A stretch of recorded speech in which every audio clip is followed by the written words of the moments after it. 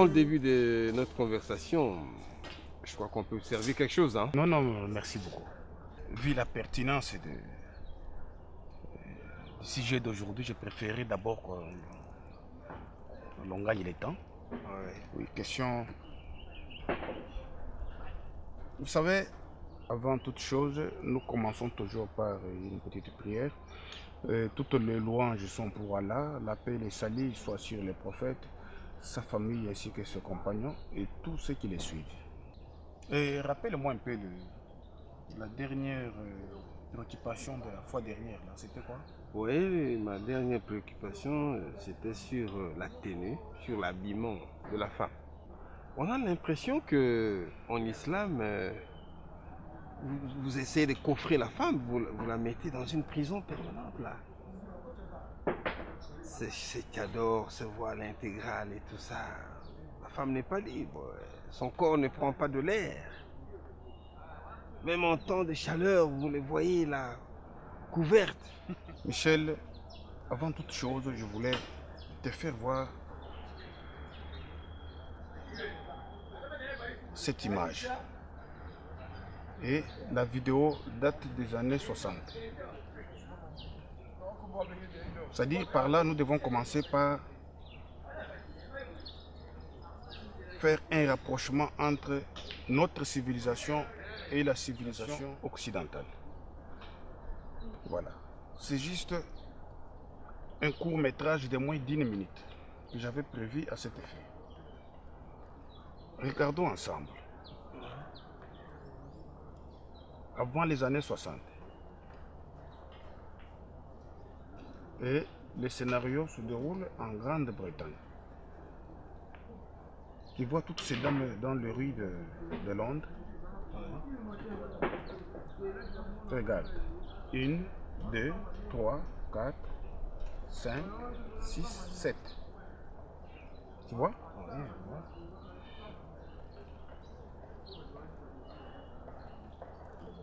je vois. Regarde, fais d'abord un regard là, général, sur la tenue de toutes ces dames. Oui, je vois. Ouais. Je vois. Avant les années 60. Alors, nous marquons d'abord une pause. Oui, je vois. Ce ne sont pas des femmes musulmanes. Quelles sont vos premières impressions après avoir vu ce court métrage?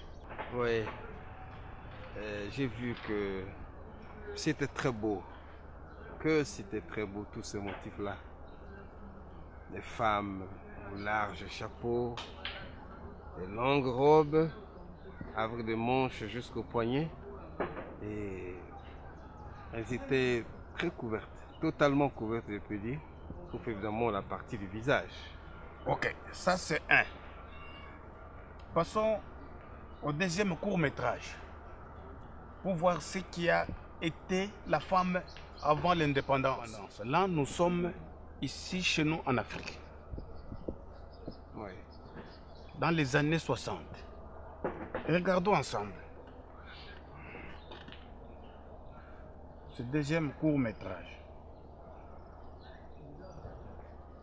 Voilà, ça c'est la femme africaine avant les années 60. Je vois. Là, c'est un vieux film tourné dans les rues de Léopoldville, l'actuel Kinshasa aujourd'hui.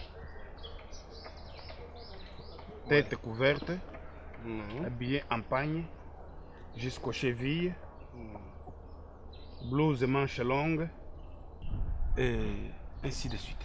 Vos impressions, Michel? Bon, pour autant que ces femmes-là devaient être des imitatrices des femmes de colons, on ne pouvait que s'habiller comme ça. Mais il y a une petite question qui se pose pour les pays tropicaux. Il fait très chaud. Je me suis toujours demandé si dans nos pays, les femmes n'avaient pas le droit, ou du moins leur corps n'avait pas le droit de prendre de l'air, un air naturel. Vous n'allez pas me dire, mon cher ami, qu'il faisait chaud avant les années 60 et qu'il fait plus chaud aujourd'hui. Le problème n'est pas là, Michel.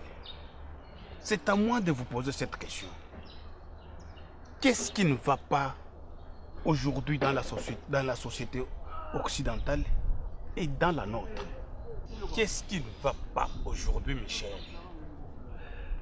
Je te vois venir, Rachid. Tu veux certainement me parler de la culture de la nudité et du manque de modestie. Exactement. Il y a aujourd'hui effondrement du système de valeurs morales. Il s'agit là, et nous assistons aujourd'hui à une scène d'effondrement du système de valeurs morales en général. Rachid, actuellement nous sommes dans une société qui prône les libertés individuelles. Chacun a le droit de choisir le mode de vie qu'il plaît. Ce qui est frappant dans cette affaire, c'est l'incompatibilité ainsi que les changements brusques des valeurs morales. Tous les individus doivent pour mieux vivre retourner à une seule référence. Pourquoi dans presque tous les pays du monde, on se réfère toujours, prenons l'exemple de la politique, à l'ancienne constitution, nous référant à la constitution des années tel article. Et on abandonne ce qui est mauvais. Alors, est-ce que tu peux me dire le contraire? Bon, quand vous parlez là de référence, vous voulez me dire que la religion musulmane est restée toujours ferme? Il n'y a pas eu de déviation? Il n'y a pas eu de changement? Pas nécessairement ici, chez nous, mais sous d'autres cieux. Vous avez soulevé un sujet, Michel. Nous voulons chercher dans les phénomènes, dans les faits, les bons et les mauvais côtés de l'habillement de la femme. Je voulais que tu reviennes encore dans votre Bible. Dans l'épître de Paul à Timothée, 1 Timothée chapitre 2 verset 9. Vous allez lire ces versets. La Bible appelle la femme à la modestie, c'est-à-dire ornée de modestie et de simplicité. Et ne pas s'orner de tresses et de l'or, des perles, des blaseurs coûtés. Et c'est ce qui convient à des femmes qui admettent ouvertement vivre, servir Dieu et vivre dans l'état de piété. Vivre, servir Dieu dans un état de piété. Bien bon. Paul a totalement raison. Mais uniquement pour les femmes affiliées à l'Église et pour les non-croyantes. Ne t'avais-je pas dit que les gens vivent leur vie en dehors de la religion? Les gens vivent comme bon leur semble. Ils vivent la liberté en dehors des préceptes de la religion. Rachid, je venais de te montrer tantôt une petite section vidéo. Michel, je voudrais attirer votre attention pour élargir suffisamment votre écran mental. Toutes ces dames que nous avons vues dans la vidéo, nous les avons vues bien habillées. Et quand est-ce que ce changement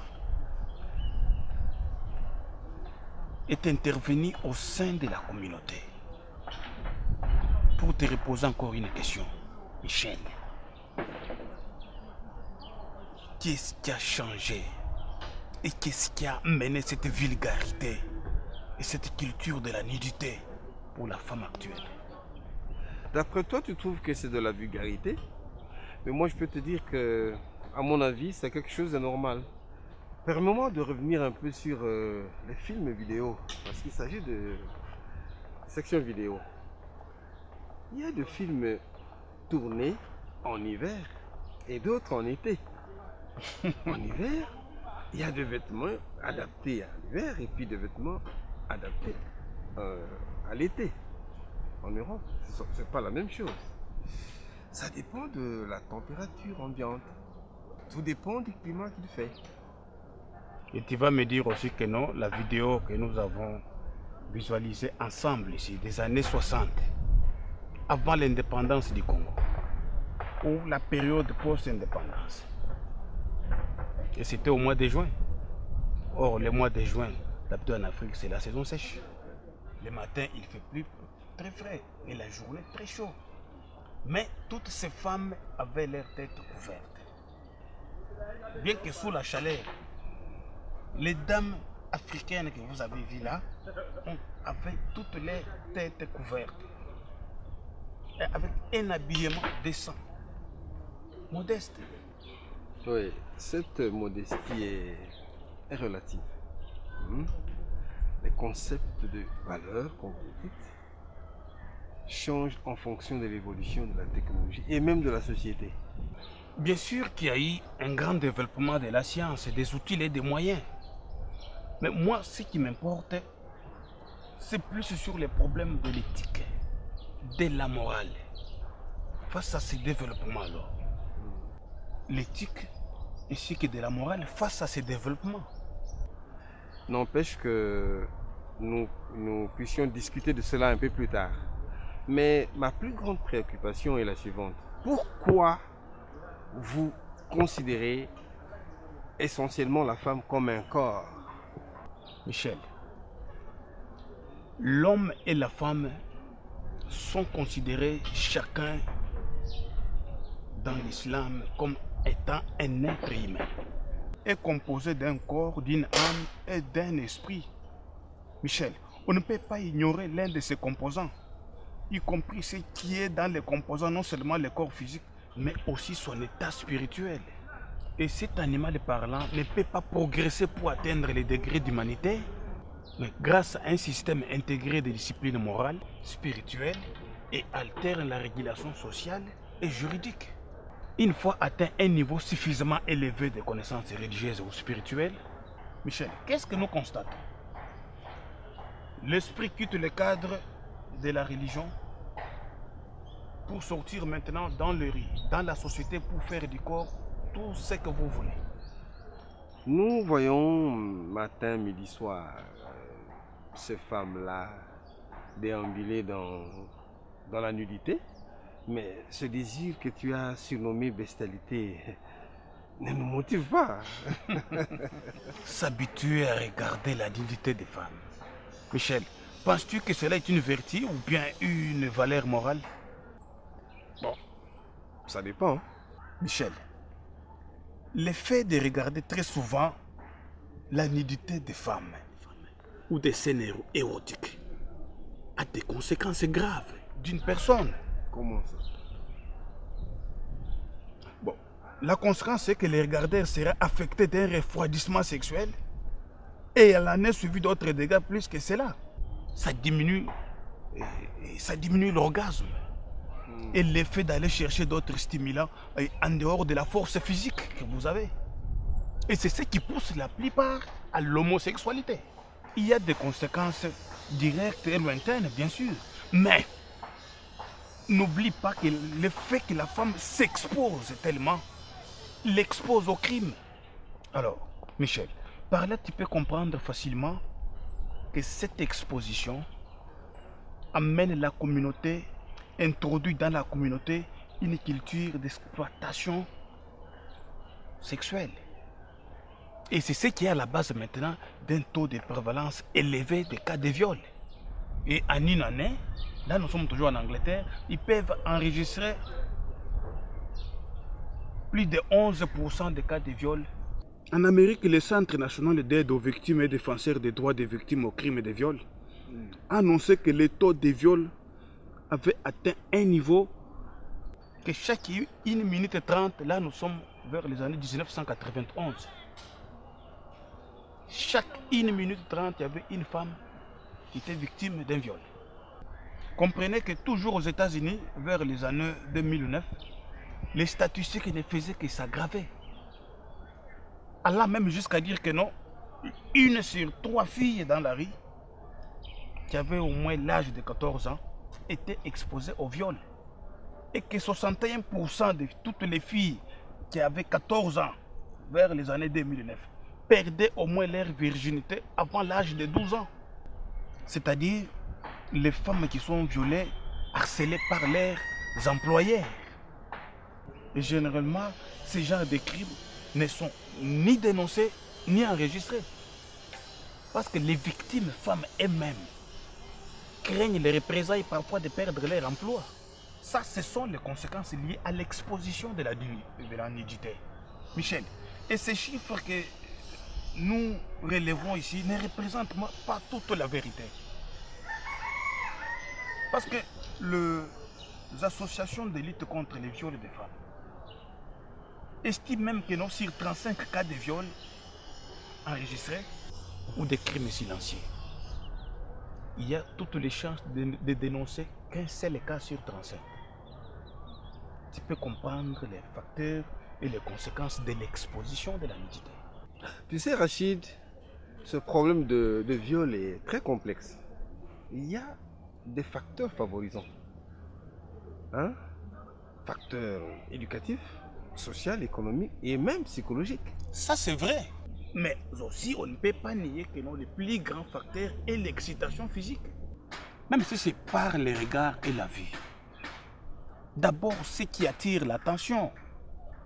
D'après une étude américaine, et ayant signalé que le nombre de cas de viol diminue aux États-Unis pendant l'hiver. Allez-y comprendre, Michel. Parce que pendant l'hiver, les femmes sont bien couvertes, voilées, et c'est ce qui diminue les cas de viol pendant l'hiver. Allez-y maintenant comprendre les raisons avec la religion islamique. Parce que les femmes sont toujours ouvertes. Un signe de sécurité, n'est-ce pas? Et puis, il faut pas éviter le problème, il faut le voir en face. Les femmes elles-mêmes s'exposent. Vous pensez que les femmes n'ont pas besoin d'attirer les hommes? C'est ce qui apparaît. Mais c'est que tu dois savoir que certains dirigeants des sociétés occidentales, même chez nous, certains messieurs, ce sont eux qui font la promotion de la culture de la nudité. Ce sont eux qui l'embellissent. Et en fournissant cette culture de la nudité, même en les fournissant même un environnement propice et favorable, à l'exemple des boîtes de nuit. Voyez-vous? Et ils ont mis au point des moyens simples et faciles pour la répandre. Voilà la liberté dont vous parlez. Elles sont libres de leur vie. On la répand facilement. Tout ça pour profiter de la femme sans entrave. Et ils ont mis même des lois injustes pour la chasteté.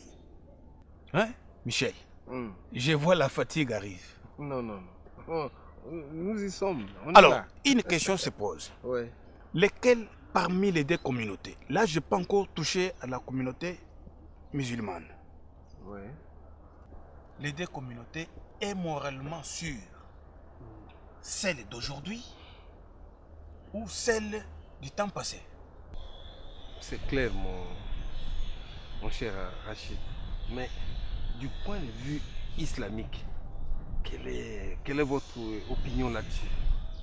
Michel, cette question a droit à une réponse. Mais je vois que la fatigue arrive. Remettons ça à demain.